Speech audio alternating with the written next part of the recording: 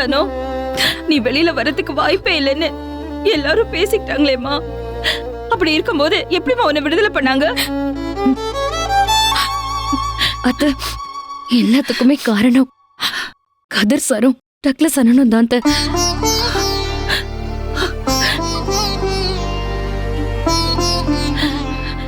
என்னதான் சொல்ற? ஆமாத்த, எங்க எல்லாருக்குமே ஆயுள் தண்டனை கொடுக்கணும்னு சொல்லி தீர்ப்பு எழுதவே போயிட்டாங்க. அந்த நேரத்துல கதிர் சார் கோர்ட்டுக்கு வந்து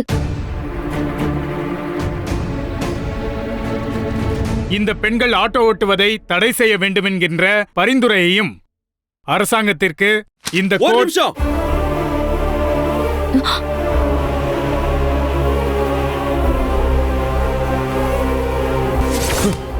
ஒரு நிமிஷம் யுவர் ஆனர்.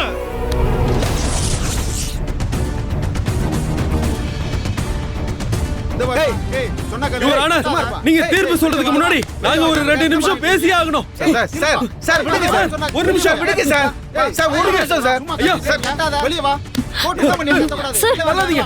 வெளிய வா. சார் இந்த கேஸுக்கு வந்து சுதாகருக்கு சம்பந்தம் இருக்கு யுவர் ஆனர். சார் கொஞ்சம் விடுங்க சார். யுவர் ஆனர், எங்களை பேச விடுங்க. இந்த கேஸுக்கு இவனுக்கு சம்பந்தம் இருக்கு யுவர் ஆனர். சொல்றது கேளுங்க சார். கொஞ்சம் விடுங்க சார். தயவு செஞ்சு எங்களை 2 நிமிஷம் பேச விடுங்க. Your honour. Order order order. அவங்கள விடுங்க.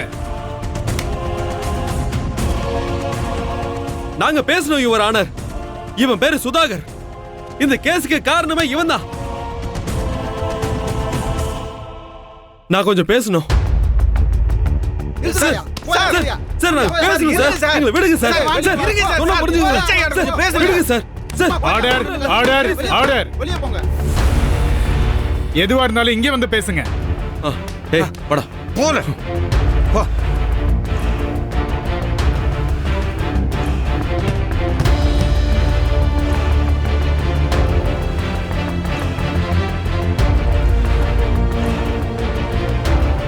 Objection your honour. நீங்க தீர்ப்பு வழங்குற நேரத்துல இப்படி புதுசா ஒரு சாட்சியை விசாரிக்கிறது தேவையில்லாத குழப்பத்தையும் விவாதத்தையும் ஏற்படுத்தும். ஒருவேளை தேவைப்பட்டா அவங்க மேல்முறையீடு செஞ்சு நிரபராதின்னு நிரூபிக்கட்டும். இன்னும் நான் தீர்ப்பு வாசிச்சு முடிக்கலையே.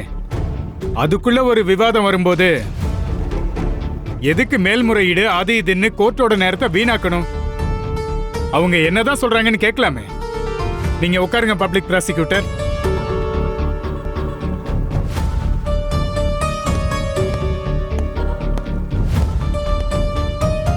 நீங்க யாரு? எதுக்காக இவரை கூட்டிட்டு வந்திருக்கீங்க? என் பேரு கதிர் சார். நான் தனலட்சுமியோட குடும்ப நண்பருங்க. தனலட்சுமி ஒரு தப்பும் செய்யாதவங்கன்னு நிரூபிக்கிற முயற்சியில நாங்க ஈடுபட்டப்பதான் இந்த சுதாகரை பத்தி தெரிஞ்சது. தனலட்சுமியும் சரி, அவங்க கூட ஆட்டோ ஓட்டுறவங்களும் சரி, ரொம்ப நல்லவங்க யுவர் ஆனர். அவங்க சட்ட விரோதமா எந்த ஒரு காரியத்திலையும் ஈடுபடுறவங்க கிடையாது யுவர் ஆனர். இது முழுக்க முழுக்க அவங்க மேல பழி சுமத்துறதுக்காக இந்த சுதாகரோட திட்டப்படி நடந்த ஒரு விஷயம்தான் இது எல்லாமே.